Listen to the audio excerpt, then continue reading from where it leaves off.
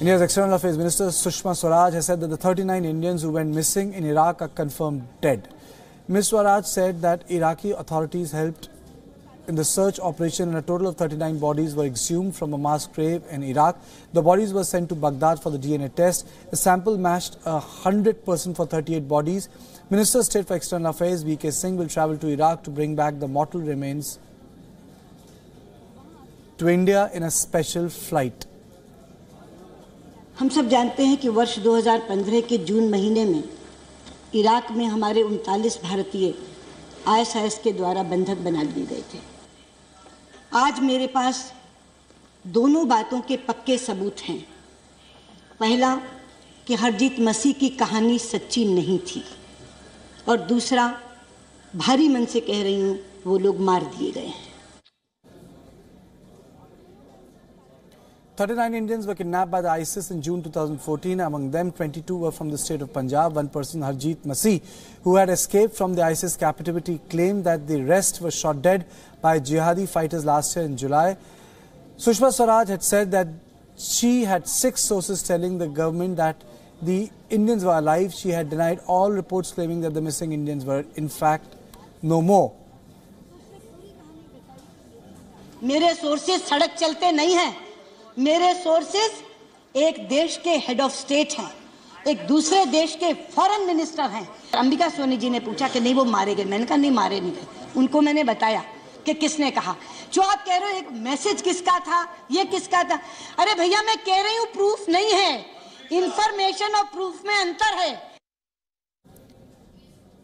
And on this, I'm joined by Harsh Pant, Distinguished Fellow and Head of ORS Strategic Studies Program. He's on phone line with me.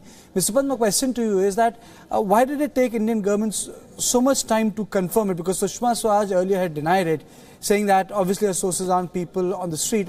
She'll have to depend on head of government. And now she says that the DNA cross-checking has been done and it's confirmed, but it doesn't mean the story of Masih was right.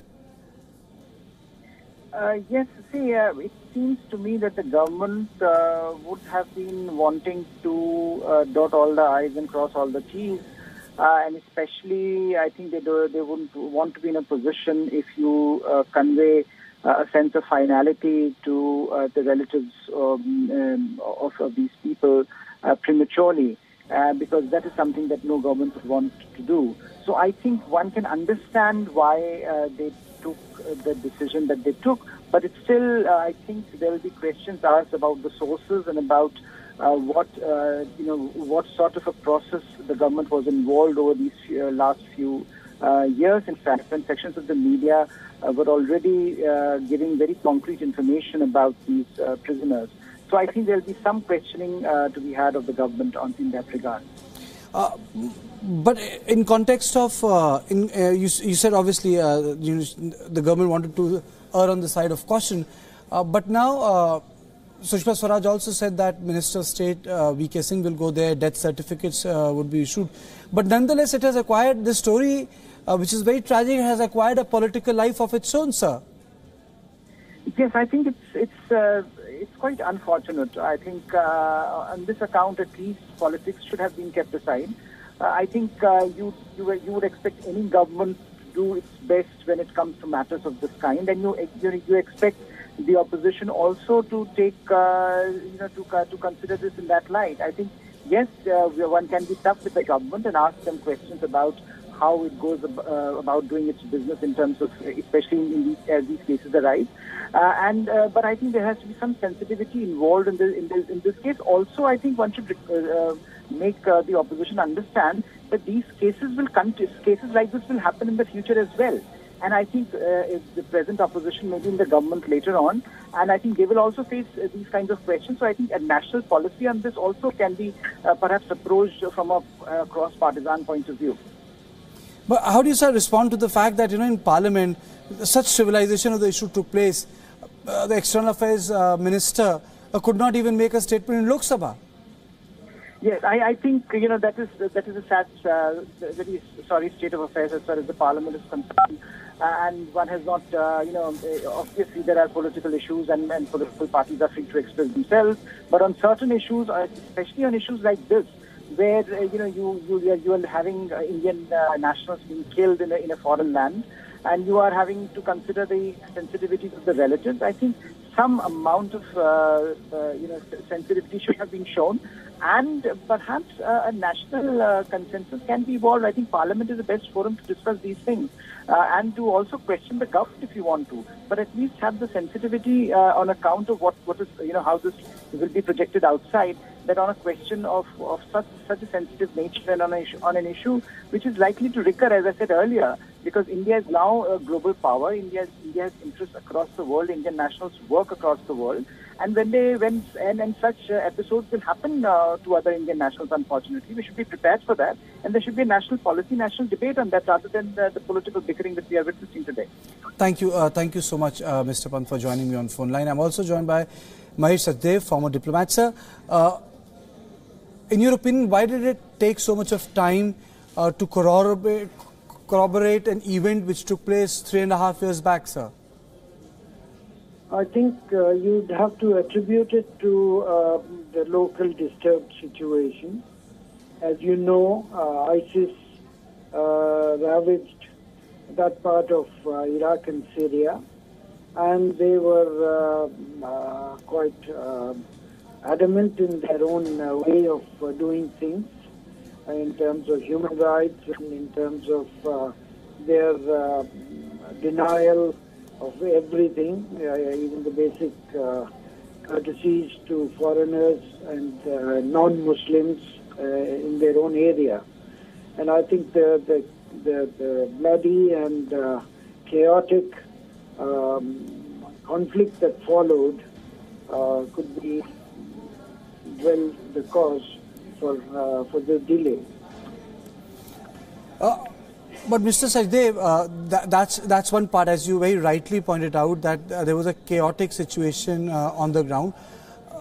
Is it always necessary to go for a DNA checkup? Because I remember distinctly Sushma Swaraj said that the story which Masih has been telling is not correct. And today when she was in house, she again said the story of Masih is not right. But now we have corroborated after DNA cross-checking. Yes. I think for the official accounts, these conclusive tests are required. You cannot go on hearsay. You cannot go without evidence. And what Honorable Minister has done is very right. She has kept the hope alive, hoping against hope, that something may point in other direction and more comforting to the families of the bereaved. Thank you, Mr. Sachdev. Thank you so much. Former diplomat, Mr. Sachdev, telling us as to why it has taken so much time. But the importance of this particular event is that there is a closure to it. But the tragic part is that the Parliament did not show restraint, and Sushma Swaraj could not even make a proper statement in Lok Sabha. And I think it just put the whole Parliament in a very bad light. Sumitra Mahajan was saying what's happening in this house, why are you being so insensitive, and the statement could not be made. So it's very sad. It's very sad that the whole issue got trivialized, which has been part of the political narrative, and people wanted to know exactly what had happened. I'm also joined by Dilip Sinha, former Indian diplomat. Sir, thank you for joining me on WION. Sir, I'll take this opportunity to ask you, sir, why has this particular episode taken so much of time in context of corroboration of evidence, sir? Well, this was the case of kidnapping of the workers in a country that is extremely disturbed. In fact, it's a war-torn country where the access of even the local government is very limited. And one is dealing with one of the largest and one of the most vicious terrorist organizations in the world. So, Government of India was obviously handicapped in getting access to the place or any kind of assistance. See, in a foreign country, you're dependent entirely upon the local government for access to these places and for assistance. The embassy can only appeal to the local government, and the local government didn't have any control over these areas. So it would take time. Besides, government had, if you remember, ever since the disturbances started in Iraq, ever since the invasion took place, government had been advising people not to go there. Unfortunately, these workers were duped by traffickers who give false promises and take them across to dangerous places. So it is a very sad situation. One feels sorry for the workers who were duped by these traffickers. They obviously didn't know where they were going and what the price would be for them to pay for this trip in search of jobs.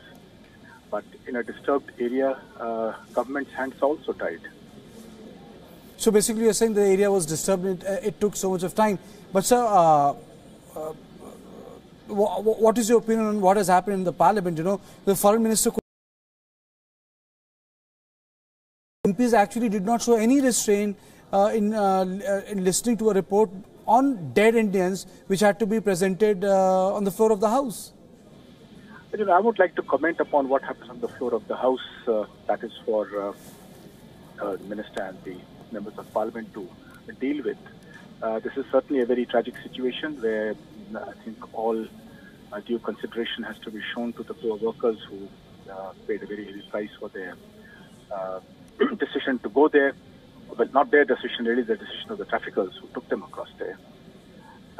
It is sad. It is sad that in Parliament the gravity of the matter was not taken into account. But beyond that, really cannot say anything. Thank you. Thank you, Mr. Sinha. Thank you so much for speaking with us. So, the people who have served abroad, part of foreign services, it just goes on to show that the events which might be distant, foreign, abroad, they can affect other parts of the world. And there's a big Indian diaspora, and that Indian diaspora was in Iraq also. They were poor laborers, and they were abducted, and they were killed. I'm also joined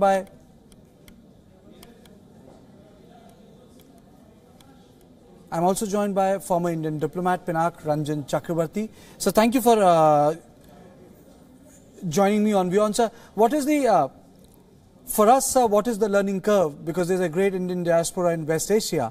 What is the learning curve here, sir? Well, the learning curve here is that that when a country falls apart and there is no law and order, and kind of a brutal organization like the ISIS takes over, then I think it is normal that the government of India should urge its citizens to return. But as you know, many of our citizens who are working there, take Libya for example, we've been telling them to come back. I think the government has made enough efforts and told them, please do come back because you're not safe. And even after saying all this, many have preferred to remain there, I suppose to earn a living. And some of them have been kidnapped, but they were released, fortunately. But in this case, obviously, this happened very early when the ISIS took over. And given the kind of attitude they had to non-Muslims, so they just kidnapped these people. They may have asked for ransom, but I don't know whom they asked. So they just slaughtered them. So that's the conclusion that one can draw. And the government has now, of course, found out that did DNA matching and things like that, and now are convinced that the bodies that they exhumed were indeed of those who were killed. Thank you, Mr. Chakravarti, for joining us. Thank you so much, sir. India's External Affairs Minister Sushma Swaraj this morning announced 39 Indians who went missing in Iraq 4 years ago are dead. And as if the news were not distressing enough, what followed shocked India. Opposition parties continued sloganeering and created ruckus in the House. Both houses of the Parliament were adjourned. What's happening to the House is what House Speaker Venkaiah Naidu had to say. Truly a new low in the history of Indian politics.